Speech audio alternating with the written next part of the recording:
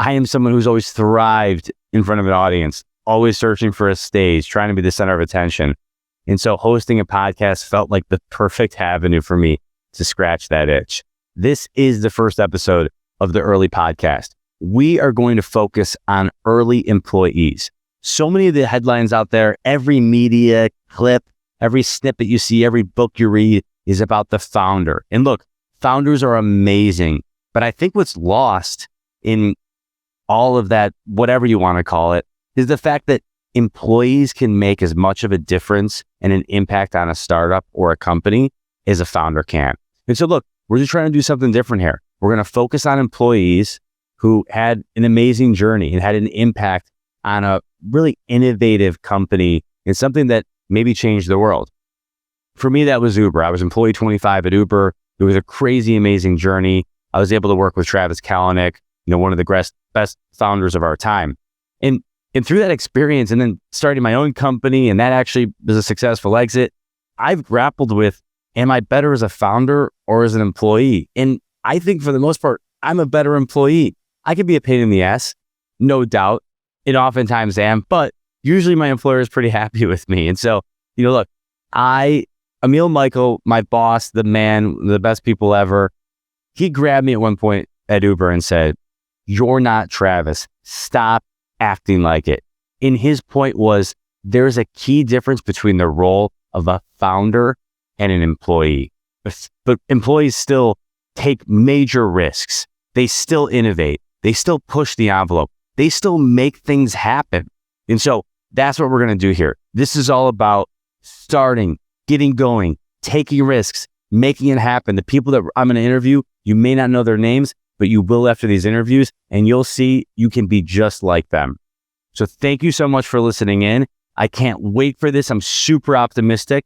We're dropping 3 episodes today. I'm going to drop at least an episode every Tuesday, social media posts every day. Please, please, please like, subscribe, come back, email me your feedback, max@earlypod.com. Let me know what you think. Please, please, please. This will be iterative. This is a new journey for me. I'm going to find my voice, but we're going to push the envelope and we're going to do something amazing. I'll see you out there. Welcome to the Early Podcast, where we interview the best and the brightest who've built the world's most innovative companies. Hosted by me, Max Crowley. Tune in weekly for new episodes, and please, please, please like, subscribe, and share. And now for today's episode. Let's go. Let's do this thing. Welcome. Inaugural episode. My first go at this. Trying this out. I probably have no business recording this, but I do think that great things just happen by doing them. So I'm going to try this out. I'm going to try and record something and put it on the internet and see if anybody likes it and listens to it. And then maybe I'll do more of them. What gives me any right to record a podcast? I don't know. I don't know if I have any special talent or anything that I've done that allows me to do it. But here's what I do know. I think that I've had a really interesting journey thus far in my life and my career in particular. And I've been surrounded by amazing, awesome people that have given me so much support, so many stories and anecdotes and learnings. And through that, I've learned a ton. And I feel like I'm pretty happy with what I've accomplished thus far. I still have a lot I want to do, but I want to give some of the learnings back. And most importantly, I want to highlight people that I've met along the way and hopefully new people that I meet through this new journey, and ask them about theirs and ask them about where they're from and how that shaped them. Learn more about what they've learned along the way and share that with this audience that will hopefully develop here. I think that obviously it's the journey, not the destination. There's really no destination after all. And I want to see what makes people who they are. I want to know what moments have shaped them. I think that the real question that I want to wrap this podcast around is, where is someone from? How did that shape them and make them who they are? And then what was their most consequential year? What was the year that was most pivotal for them? I do think that for many folks, there's some period of time that stands out and helped guide them and help put them where they are today. And so I figured I might tell you a bit about my consequential year to kind of kick things off here. So my consequential year is 2011. So that was 13 years ago as of recording this. Actually, one of the most pivotal moments was 13 years ago exactly. So 2011 starts out. I have just turned 23 and I was living with my parents. So I graduated college in May 2009. My first job was at Accenture. I started there about 5 months after graduation. So October 2009. So I lived with my parents for about a year and a half after college, which was a great decision. I'm close with my parents, still allowed me to live a relatively normal 22, 23-year-old lifestyle. And, I think obviously I saved money, allowed me to focus on the early part of my career, which was tough, which was a grind. I mean, you go from being a university student to working in a real corporate job. I'd never had an internship. It was a big transition for me, but it was great. And, I think the 5 months leading up to that was relatively chill. I mean, I was doing odd jobs and different things to try and make a little bit of money. I lived with my parents, traveled a bit, kind of scraping by. And then, boom, you're in the corporate world. I mean, I remember my first day. I remember vividly 2 p.m. on my first day, tired in a cubicle. Embarrassed to say this now, but I drank a Mountain Dew for sure. Regular, do the do, on ice, in my cubicle, trying to figure out what the hell was going on. So working for Accenture, doing PeopleSoft, finance, ERP implementations. I can tell you almost not even much better than my first day, what it is now. So I was a consultant and working at large corporations, and it was great. The people that I worked with were amazing, so supportive, taught me a bunch.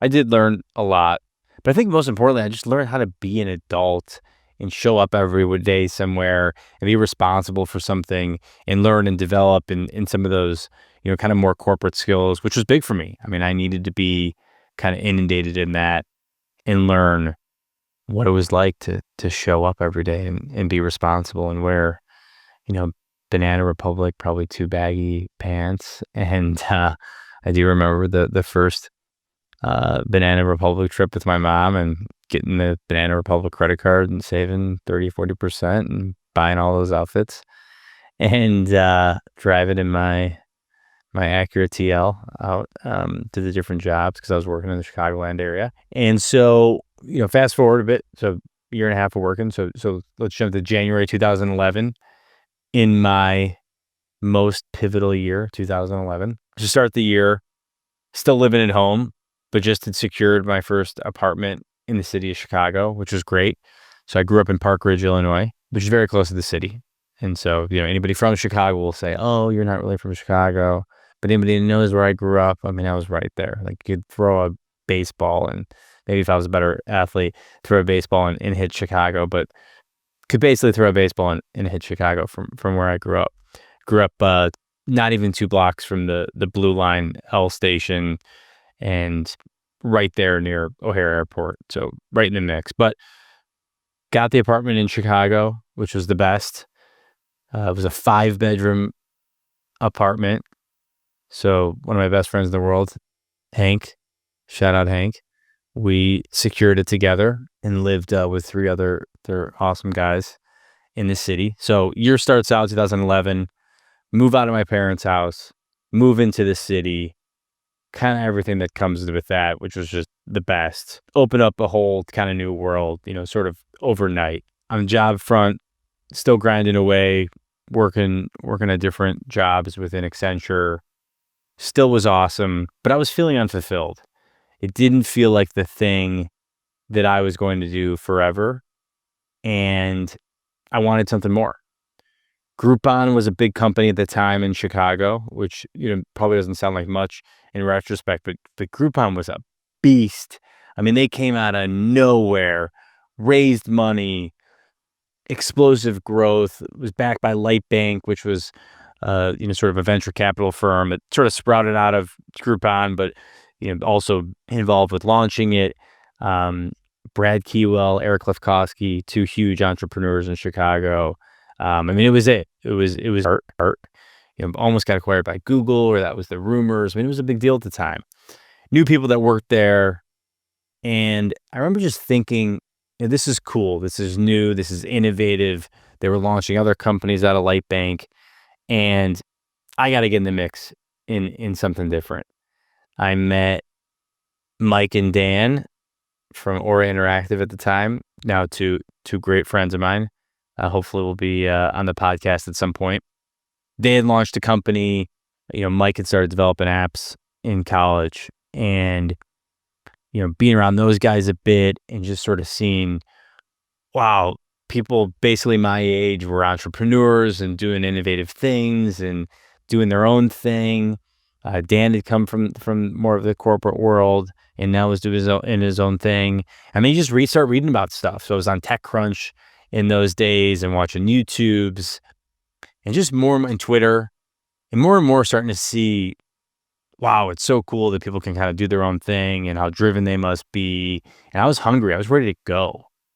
And so, I started reaching out. I started reaching out to companies that I would hear about, CEOs, different folks. TechCrunch article comes out, somebody raised a little bit of money or was doing something, I'd shoot them an email or a LinkedIn message. Most people didn't reply. Most people probably didn't know why this kid in Chicago was reaching out, 23-year-old. Just what are they going to do with me? And so a couple months later, so my grandmother passed away, which is a big deal for me. She was 97, Gertrude Crowley, legend. Someone was super important in my life and someone I still miss in a lot of ways, near and dear to my heart, and definitely someone who, inspired me in a lot of different ways. Maybe we'll do another episode where we talk about her. Grandmother passed, and, just was itching for something new. So I read about Uber, and Uber at the time had just launched the New York market. So, we're talking April, May 2011. Uber started summer 2010. So about a year earlier, 9 months earlier, Ryan Graves started the company. Wasn't the founder, but he was the first CEO. Travis Kalanick and Gary Camp were the founders, but Graves was the initial CEO. By October, Travis had kind of taken the reins from him, and Graves moved basically into COO position. So, Travis is CEO starting in October 2010. They actually get a cease and desist from the state of California because it was called Uber Cab at that time. They ended up dropping Cab and changing the name to Uber. So that's October. I read about the company, and they're only in San Francisco. And it was even like a membership to start where you had to get a hold of Travis and he would give you access to it. Fast forward a bit, March, April, they just launched the New York market. I watched the launch party on YouTube and some different interviews that they were doing. And I was like, what is this thing? I remember seeing the TechCrunch article. Uber Cab is expanding, Uber now Uber, Uber Cab now Uber, and push a button, get a ride. Push a button, get a black car. In those days, it was only black cars. So it was only higher end, $15 minimum fare. And I was like, this is sick. Push a button, be a baller, be a boss. Car pulls up. Everyone's private driver was the theme, the name, the slogan. Oh, man. I've read about all these different things. I read about, Pocket, which is like the, save article thing, or Groupon or whatever else. Uber, now this is sick. But best of all, the people involved, Travis, Ryan Graves, they just seem like normal guys in a lot of ways. Especially Ryan Graves. Travis, more of a, kind of visionary entrepreneur, engineer by trade, clearly really crazy, big thinker, innovator. Ryan Graves, awesome, but seemed more like a normal guy. They plucked him out of Chicago. He was doing something similar to what I was doing at the time. He was like a PeopleSoft implementation person, I think at GE in Milwaukee in the Midwest area. In bouncing around, but for those who don't know about Ryan Graves, Travis tweeted, I'm looking for someone to help me launch my next endeavor. And Ryan Graves responded immediately and said, I have a tip, email me. And he was just sort of pulled from obscurity and given this, what ultimately it becomes this massive job, but they didn't know what they had at the time when they originally launched Uber. So I read all this and it's all to say, they plucked this guy from Chicago and now he's, CEO and now COO of this crazy, innovative, cool company. I remember watching Ryan do a CNN interview and just being like, oh, this is so cool. And so I'm like, this is sick. This is what I want. And I want to bring it to Chicago. I want to launch Uber in Chicago. I want to do this. This would be amazing. I'm 23, 24. What could be cooler than doing this in Chicago, launching it, figuring out how to get it into every business, get everybody using it. This is it. So I'm reading about the company. I'm trying to figure out, how do I get in here? They didn't even have a jobs page or anything like that. The company's small. It's probably 10 people at that time. So I find Travis's email address on the internet, as one does, his Gmail. And I write him a little, hey, this is why you should launch in Chicago. And if you hire me, this is what I would do to get it going. And crickets. I don't hear anything back. Probably wasn't that great. But years later, I did actually get Travis to go into his Gmail and find that email. Because if you know Travis, I said to him, hey, I had emailed you. You didn't respond. We were friends. And he was my boss, CEO of the company at that point. This was years later. And he was like, there's no way. If you had emailed me, I for sure would have seen it. I for sure would have responded. I was like, dude, I don't know what you're talking about. And Travis usually is not wrong. So this is maybe the one time that I was right and he was wrong. So, and he said, I'll go look. So we literally sat down. He opened up his Gmail. He looked. I said, this is my Gmail. He looked it up, found the email. So that was the one time. He'd still probably deny that. So I sent him an email. He doesn't respond. So I'm like, all right, back to square one. So then they hired a guy in New York who's the GM of New York. And so I find his Twitter. He only had a couple hundred followers. I was like, all right, maybe I can get a hold of this guy. So I follow him. I shoot him a tweet. And I say, hey, can you follow me? He does. I shoot him a DM. Tell him that I'm interested in the job, I'm interested in Chicago. And he's like, let me get you in touch with Ryan Graves. Awesome. So Ryan Graves and I start emailing. Ryan says, let's jump on a Skype. Skype was the thing. This is pre-Zoom. This is pre any of this stuff. So game on. I've got a Skype conversation with this guy that I've just been reading about, watching YouTubes, whatever else. So I'm working in the suburbs. I'm working like 45 minutes outside of Chicago. We're scheduled for like 3:00. So I'm like, all right, I gotta get back. So I drive back downtown. I don't want to take it at the office. Get downtown, get on this computer, get it open. Thinking it made a weird noise at that time, Skype. Ready to rock. Nothing. No Ryan. Couple hours later, 3 hours later. And Ryan was busy. Ryan's the man. So none of this is to say anything bad about Ryan. But it was like 3 hours. So Ryan jumps on. He's like, hey man, sorry about that. Whatever. I'm like, oh my, but I'm still like ready to rock. So I'm eager beaver. So we have a conversation. Goes okay. I don't really know what I'm doing. I don't even know what the jobs are. I don't know what the job descriptions would be. I don't even know what someone would do. I don't even know why someone would hire me. So conversation doesn't go that great. At the end of it, he's like, look, you seem like a good dude, but like, I don't even know what you're looking to do exactly. Let's stay in touch. Good luck. So game over. So I'm like, all right. I blew, sort of two shots on goal. Neither hit. So whatever, it's in the back of my mind. I'm still reading. I'm still looking up things, watching YouTube, on TechCrunch every day, trying to figure it out. A couple weeks later, I'm in Lincolnshire, Illinois, in my cubicle, in my Banana Republic baggy clothes. And I see an article about another cool dude who's like young, up and coming, who's working on a deal with Amex, I remember vaguely. And stumble on his Twitter, and of course, he's following Ryan Graves and like had retweeted him. So I click back on Ryan Graves' Twitter for the first time in a couple weeks, and I see a tweet, and it says, I'm in Chicago, one night only. I'm going to be at this bar, and if you want to come talk to me about Uber, I'll be there from 7 to 9. come find me. So I'm like, oh man, that's tonight. So it's like 5:00. I'm like, I gotta get to the city, and I'm 45 minutes to an hour outside the city, and we were working long hours at that time. So I go over, Mike Buffalino, shout out Mike Buffalino, legend, my boss at the time. I'm like, hey, I gotta go. Good dude. He's like, cool, no worries, whatever. So I get my accurate TL, rip it back to the city, park, change clothes quick, run over to this place, Hubbard Inn, walk in, and they say he left already. It was like 10:15. I'm like, oh, I can't win. But we think we know where he went. We think he went to English, which was on LaSalle at the time. I think no longer there. I'm like, all right, thank you. I gotta find this guy. So I race over to English.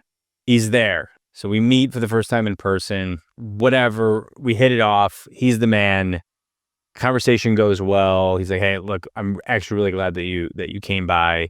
There's other people there. Obviously, people are vying for these, positions, and there are people that are kind of still like in the ether, like pretty deep, looking at Uber at that time. Because again, probably had 15 employees, was only in 2 cities, and this conversation goes well. He's like, let's stay in touch. Let's connect soon. I'll email you, he says. So night ends. Wait, don't hear from him. Send him an email. Don't hear back. I send him another DM on Twitter, I remember, a week or two later.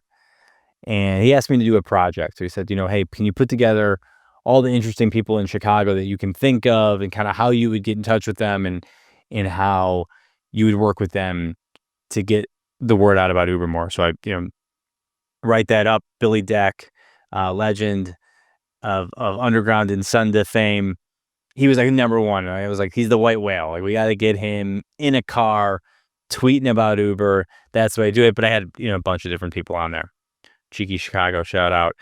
But bunch of people that, at the time was going to try and get in touch with to get the word out about Uber. So he takes that. Then he asked me for another thing. He says, hey, can you put together a marketing exercise? So I put together like, hey, I would do this like Lollapalooza promotion, because it's like now getting into summer, Chicago. And still didn't really hear much back from him. Then we're, kind of DMing, and he's like, hey, this Thursday night, I'm going to be at a tech cocktail event in Wrigleyville.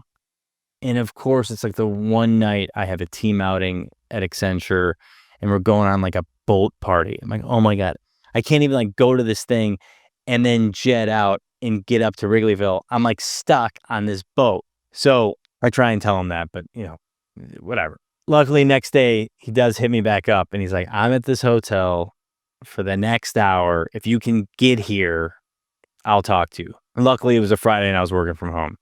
So I get over there. I'll never forget that day. I was just feeling it, and I was just ready to rock.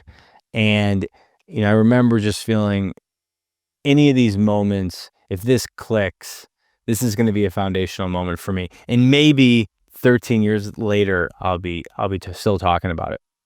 So I get to the hotel, and I remember he's sitting on his laptop, a MacBook. And, I'm like used to lugging around 2, Dell or IBM PCs and like VPN and all this BS. And I'm just like, oh my God, this is so cool. Like, he's just cool. He's on his MacBook, doing deals, doing business. This could be me. He has me sit there. And again, Ryan's the mayor. But this is the truth. So he has me sitting there for an hour while he was, and kind of fine, he was sorting like the first fraud issues that they had with the credit card company. So I'm just sitting there ready to go for an hour. And I'm like, this guy's like messing with me. So we talk, conversation goes well. I'd also started kind of blogging a bit. He wanted me to like start to put some content out there. I'd created like my own Tumblr page. Again, for anybody who's around back then, he'll know these names.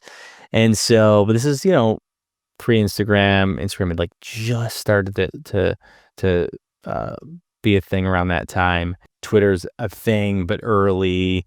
And so even content creation like that is just, it's still sort of web, sort of nascent blogging days. But he's like, look, you put together these exercises, you're blogging a bit. I can sort of see why you would be a community manager. So it started also saying, all right, that's more of the role. And at that time, Uber was basically split between supply, which were driver operations, actually getting drivers on the road and managing them, and then a community manager position, which was effectively marketing, local BD, local partnerships, and local customer support. We were doing all of the inbound, hey, had a bad experience, low rating. I tried to order a car, I couldn't get one. We were managing all of that at a local level. Just like on the driver's side, they were managing everything with the drivers. Way more difficult on the driver's side, way more fun and cool on the community management side. And that was kind of the breakdown. Obviously, way smarter and probably more successful people on the driver's side. So they'd slotted me for the community management job. But I was pumped. I mean, it was like right in my wheelhouse. I had been social chair of my fraternity. I was like the Monster Energy drink rep on my campus, throwing bar crawls, doing tailgates. This is right in my wheelhouse. This is, and I think for people that are getting started, that was what was amazing is that, I think the starting to work on the Uber stuff gave me this kind of first ability to say, okay, I sort of know this a bit. I've done this. I've done the launch thing before. I've done the ground up thing before. I've been able to like lean in my shoulders and get people to do stuff. And it just started to jive a little bit more with what excites me. And so, now I'm like, oh yeah, how do I get a bunch of people to use Uber in Chicago? Like this is it. And managing that community and getting them to tell their friends about it. This is where it's at. So I'm pumped. Conversation with Graves goes well. He's like, you should go meet Alan Penn, who's his friend from school and probably going to be our first hire in Chicago. And by the time we meet, he did say, yeah, actually, Alan's going to be the first hire in Chicago. He's going to manage the driver side. So he needs a partner. He needs somebody on the community side. Go and meet with Alan. Alan's the man. Still a great friend. Hopefully, definitely we'll have him on the podcast doing awesome stuff still and a total legend. And Alan and I hit it off, I think. And goes well. We jam in a bunch of stuff. Alan is an intense guy, especially in those days. And so he's grilling me. I remember sweating. I don't think I've sweated as much as I did during any of those conversations, maybe the rest of my life. So in like heat, Chicago, middle of the summer, it's hot. They're grilling me. I'm sweating. So Alan conversation goes well. And then Graves is kind of like, man, still not there. So now we're like months in to me trying to get this job. So I call my mom. I'm pretty beat up about it. It's like, what am I doing? I'm about to get promoted at Accenture. I'm doing it. It's a great job. And I just don't know what else I can do. And my mom, who is amazing and is a scrappy seller, builder. I get a lot of my of those instincts and skills from her. It's kind of like, screw this. Like you do have a great career. You got your whole life ahead of you. They don't know what they're missing. You should send him a note, almost like a takeaway close. You know what? This is all the things I bring to the table. This is why I think I'd be great at this job. Kind of, if you don't want it, all good. So I rip off this email. First time I was like really on offense, and Ryan replies within a minute and says, on the next flight to Chicago, let's do dinner. So he comes, Graves, Alan, me, dinner. He's like, pick a spot. So I picked a place right on the river. And again, that may be the hottest night of my life. I remember it was just like midsummer. It was August, hot, July, August, hot, storming, sweating, grilling me. Oh, I basically barely have anything left in me. But the conversation rocks. And really, they're like, we're giving you a job offer, which was amazing. So, and like, we're working out of a co-working space. Shout out to Sam Rosen and that crew. So we're going to do a co-working space. You're going to be there with Alan. He's going to be onboarding drivers. You're going to be running the community. Let's rock and roll. So pumped, accepted, and best decision I've ever made. And so lucky that I did it. So, employee 25 at Uber. There's probably 15 people at the company when I started. Went out to San Francisco, saw what that was all about, trained up with the existing team. Uber had just launched Seattle, so Chicago was going to be the fourth city. We immediately put some cars on the road. And at that time, we were paying drivers hourly. So the only way to kind of get supply on the road was to, compensate them for that. And so at that time, we're paying drivers hourly. So you would put a driver on the road, pay them a fixed amount of money. Ended up being sort of more of a floor over time, as you wanted to make sure that they were delineated as not employees, but you wanted to make sure there was supply there. You'd have 1 or 2 drivers at any time on the road, and then rides start to happen. But with any sort of two-sided marketplace like that, you have to have supply in order for the system to work, because the minute there's demand, you ideally have to fulfill it. And so if there's no supply, then it never works. So you sort of, stimulate, put cars on the road in order for there to be this kind of baseline of supply. And then, on the demand side, ideally, it starts to get the ball rolling. So we would do this thing called, Rider Zero at that time. So we'd get someone cool and interesting in that city to be the sort of first rider in that city. And that would be kind of the jumping off point of how we would launch a market. You put some supply on the road. We would do sort of a 4-week test period where we wouldn't do any announcements. We wouldn't tell people that we were there, but cars would be on the road. We'd say it was sort of secret Ubers, and it would allow us to start to get a better understanding of what was going on. It'd also be a confined area. So, we had a tool at that time called God View, which ended up being controversial, but whatever, that would allow us to see, real-time dispatches and seeing what was happening on the platform.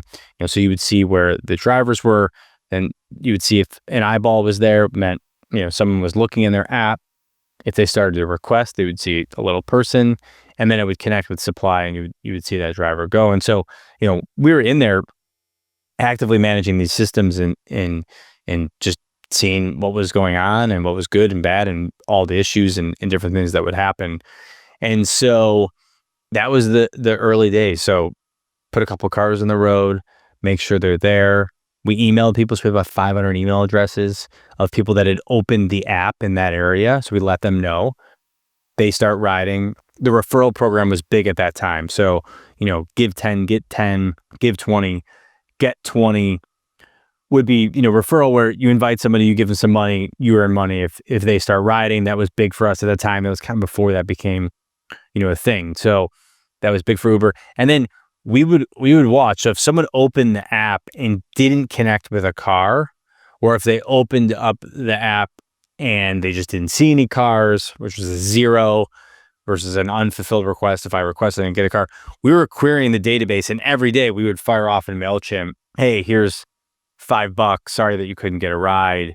And those are emails that were coming from me. And that was huge early days. People would be like, whoa, how did you even know that I was in the app? How did you know I couldn't get a ride? And that was a game changer. Again, 2010, 2011, 2012. That was pretty wild stuff. So and so that became so viral, because you'd be like, whoa, I downloaded this app and they emailed me when I couldn't use it, or then I use it and it's magic. I push a button, get a ride. It charges me automatically, no tip. I just leave the car, say thank you. Every ride is rated, both sides. It was magic. It was amazing. And so the early days were simple. It was a couple cars, a couple trips, maybe both cars would be full at the same time. And, we're just building this marketplace. So all the customer support every day, Alan on the driver's side, working hard to find drivers. And at that time, and for a while, we were giving every driver an iPhone. So the only way that they could access the driver application, which they had their own application, was a lockdown iPhone that only had that app on it. And so we'd bring them in, do the whole onboarding process, give them a phone. For a lot of these folks, probably was the first time they were on an iPhone. Again, this is 2011. And so literally, the office is just boxes of iPhones and drivers coming in and out, and the poor co-working space. Oh my God, those people. I mean, they liked Alan and me, but man, did we drive them crazy. Man, this place just got overrun by drivers. It was crazy.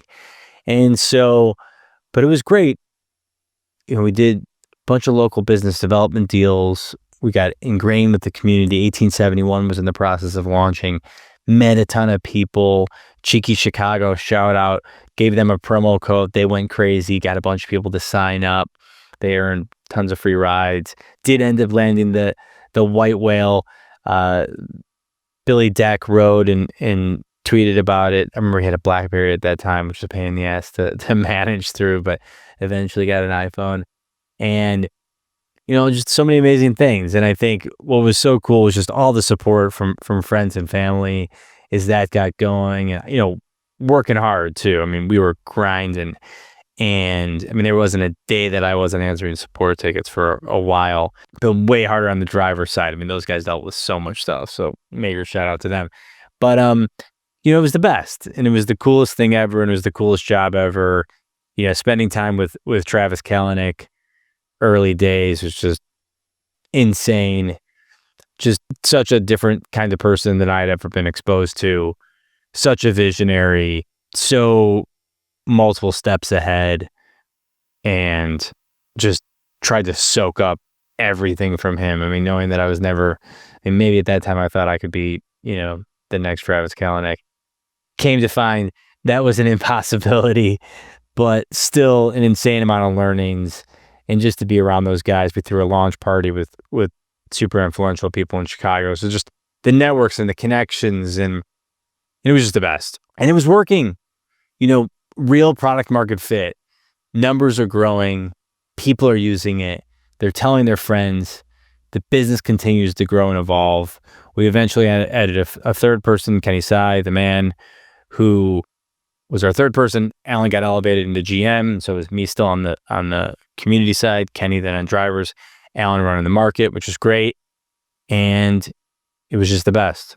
And again, just support from the community. We were running around every black car driver I saw on the road with the right license plates. I was flagging down and trying to ask them if they wanted the app. And every person I met, I had a stack of cards that I was giving out, trying to get them to ride and just trying to get everybody to do it. And it was so cool because everybody had a need for a ride at some point. And the teams were awesome.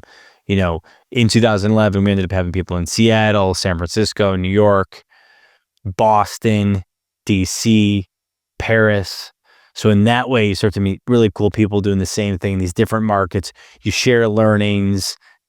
We're doing something cool. They're doing something cool. Let's do it in another market. And you start to know all these people around the country and around the world then. And so it was insane. And so as I think about 2011, I start the year living with my parents, trying to figure it out, and then end the year living on my own, living with friends, doing the Uber thing, feeling so inspired, so energized, and like I could do anything. And long story short, a lot of learnings along the way, a lot of mistakes. I made every possible mistake you can make. Huge ones, big ones, small ones. Screwed up so many things, stupid decisions, but a lot of good decisions and a lot of things I got lucky on. And I tried to learn and tried to stay humble because I had plenty of moments where I wasn't. And so hopefully long term, yes. And it was just the best. And it was all jumping off point from 2011. So I'm thankful for that year.